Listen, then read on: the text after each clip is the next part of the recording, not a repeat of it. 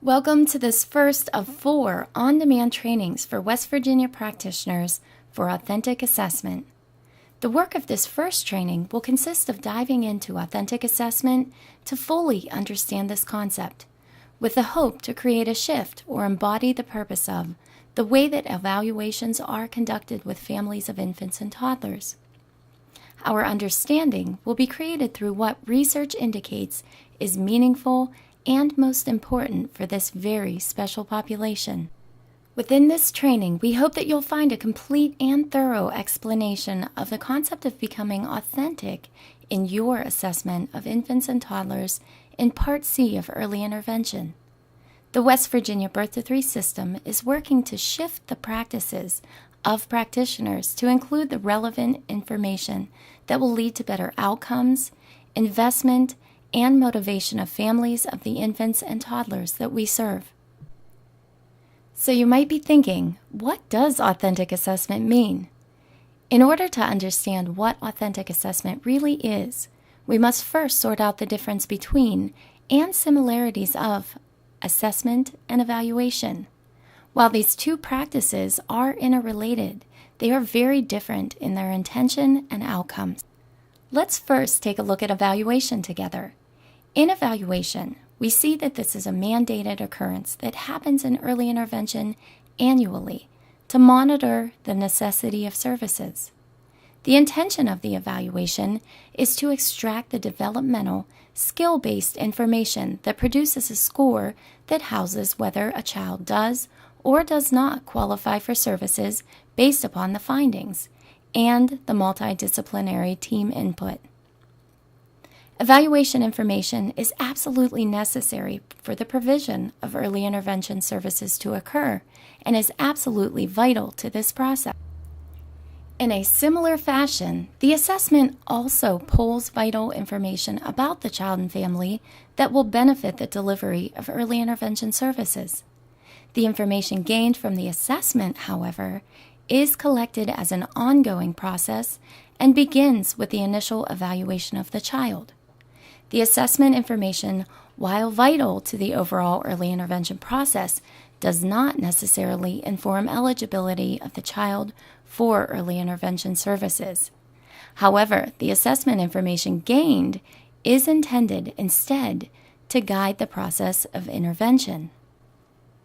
A very common misconception that can occur in early intervention is that the skill-based developmental information that's gathered will become the driver of the outcomes that are created and the intervention that will occur with families of infants and toddlers with those developmental delays, disabilities, or risk factors.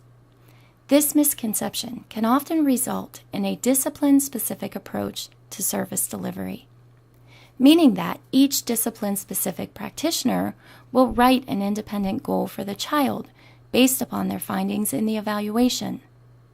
In proceeding with skill-based developmental goals, we find that this actually contradicts the research on how infants and toddlers actually make the most developmental progress in early intervention. What we know from a lot of research in early intervention is that infants and toddlers learn best within the context of their everyday lives, meaning their everyday family routines and activities. When we approach the information we gather from an evaluation-only standpoint or that developmental skill-based perspective, we're seeing the child through a skills-only lens, which can leave out the pivotal piece of how they express or potentially don't express these skills within their everyday lives. Again, the research reports that infants and toddlers learn best through their everyday experiences, family routines, and activities. Therefore, we need to know what these experiences, everyday family routines, and activities actually are. We need to know the authentic experiences of the child within their family. And this leads us to what we refer to when we speak of authentic assessment in early intervention. Authentic refers to the genuine or real. So as we gather information from the evaluation process, we must also be looking at those developmental skills in their authentic context. The reason, again, is so that we may use this authentic information to really capture the functional needs of the child within the context of their family. So during the evaluation, this might look like asking the family questions such as, I see that Johnny has a strong ability to state his needs through the use of his voice. I can certainly tell that he does not like this toy. Would you say that this is typical of how he usually lets you know that he doesn't like something, like at dinner time or in the bath? Or does he let you know in other ways as well? As we're getting to know the communication abilities of the child, we can find ways that allow us to peer into the authentic ways that the child is meeting their needs. Again, this is not just to obtain a score for the purpose of eligibility, but to gain access into the true and genuine, authentic, we might say, needs of the child and family as a whole. Through the work of West Virginia's practitioner-led implementation team, 5 critical elements have been identified that define the practice of authentic assessment. Practitioners were included within this process in order to gain a genuine feel for the actual practice of assessment, while working alongside state leaders and researchers to form a practical approach to defining and actually implementing these practices. Authentic assessment occurs when the practitioner identifies the everyday activities and routines that make up a child's day-to-day experiences. This requires the evaluating practitioner to really go beyond simply gathering a typical daily schedule from the family to that of identifying the routines that occur within those schedules. Now we're going to look to sort out schedules and routines. Schedules identify the overall activity that occurs at a certain time during the day. So we could say that our schedule includes waking up at 6 a.m. The routines are those actions, interactions, and processes that define the activities within the schedule. And these could include turning off the alarm clock, stretching, getting showered, brushing our teeth, and getting dressed, all within that activity scheduled as waking up. So what we see is that routines actually define the overall activities within the schedule and provide a deeper, more authentic look at how these activities unfold. Additionally, while it can be easy to say that a family doesn't hold a schedule, they do always hold routines that make up their days. For example, families of infants and toddlers must eat during the day. They have routines of diapering and dressing and maybe reading books or getting ready to leave the house. The idea of sorting out family routines from their schedule is a critical element to becoming authentic in your assessment. When we do so, we learn how and the quality of how the family moves through their day with their child. So this first critical element of authentic assessment, meaning understanding the everyday routines and family activities, is a foundational piece to providing intervention for families in a way that is supported by the research on how infants and toddlers learn best and make the most progress in early intervention. The second critical element of authentic assessment has been defined as understanding the developmental skills in multiple contexts. What this means is that in order for authenticity of assessment, the practitioner must understand how the child's functioning with or without those developmental skills within the context of those family routines and everyday activities. This includes understanding how the family is including the child within those routines or excluding, potentially losing opportunities for developmental and functional learning. An authentic assessment would include the practitioner becoming aware of and reporting the ways in which the child is using their current developmental skills to be an active participant within the family's everyday routines and activities. Again, The research reports that this is where infants and toddlers learn best. So this might include learning that their child is taking part in putting the Tupperware bowls away from the dishwasher, or potentially being excluded from this activity due to limited fine and gross motor abilities. Learning where the developmental skills are expressed in the typical daily activities of the family assists in the authentic assessment of the child and provides important insight into the successful intervention planning for the family and their child, and the selection of meaningful outcomes. In defining authentic assessment for West Virginia Birth to 3, we're going to move to the third critical element. We learn the preferences of the child and adult interaction styles that serve to maintain and promote the child's engagement in everyday activities and routines. This includes learning about what the child likes, dislikes, what motivates the child, and what deters the child from interacting. The purpose of this information serves to inform the intervention planning and occasional shifts that are needed through service delivery that may enhance the child's participation in opportunities for developmental growth.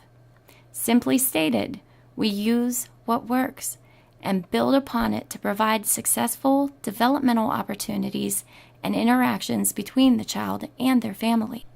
Being authentic in our assessment of the child and family leads us to a fourth critical element, which includes the practitioner's ability to provide recommendations that enhance the child's participation within the family's daily life. This includes the practitioner's ability to understand what is important to the family. Through an understanding of what the family typically does in their day, how they do it, how the child participates, what serves to motivate this participation, and ultimately, what the family would like to have happen with their child. We're then able to provide the family with the supports and recommendations that have the potential to serve the child and family immediately. The recommendations are given using those everyday routines and activities as a means for increasing the child's participation and the developmental opportunities. And finally, the fifth and final critical element of authentic assessment includes how the information is actually reported. The practitioner uses the authentic assessment and information gathered in order to produce the recommendations and information in a way that uses family-friendly terms and directly usable information for the family within their daily life. In the evaluation process, we can think of reporting as a means to providing information that will benefit the family, while providing the recommendations that can be carried out directly by the family. This requires us as practitioners to really explain the jargon rather than use it, and if we must use it, explain it so that the family may understand the information provided. We really have to keep in mind that while we're writing these reports for the purpose of coming together as a team and determining eligibility, or tracking progress through our service delivery, we must write the reports so that they are usable by the family. So we kind of have to let go of that need to use the fancy language that we all learned in school, and instead become creative in the way that you explain each of those terms to families. Additionally, keep it short and sweet. We want that vital information, but in usable bits that doesn't serve to overwhelm the family, so much so that they don't want to read the report. We're hoping that the Authentic Assessment series of on-demand trainings will assist you in how you approach gaining information from families and the types of information you gather, so that all evaluations may include the authentic assessment information needed for that successful service delivery. As a recap, evaluations provide us with the vital developmental, skill-based information that's necessary to determine eligibility for early intervention services. Assessment is that critical information that's used to guide the intervention for the child and their family. Authentic assessment is the genuine understanding of what's important to the family, what they're currently doing, how they're doing it, how the child is motivated or not, and is using those developmental skills to participate or not within the family's daily life. Authentic assessment is critical to the creation of meaningful outcomes, and meaningful outcomes for the family have been found to promote the family's involvement, motivation, and carryover of early intervention services. When we collect the authentic information, we're serving the mission of West Virginia Birth to Three and Early Intervention Part C of the Individuals with Disabilities Education Act.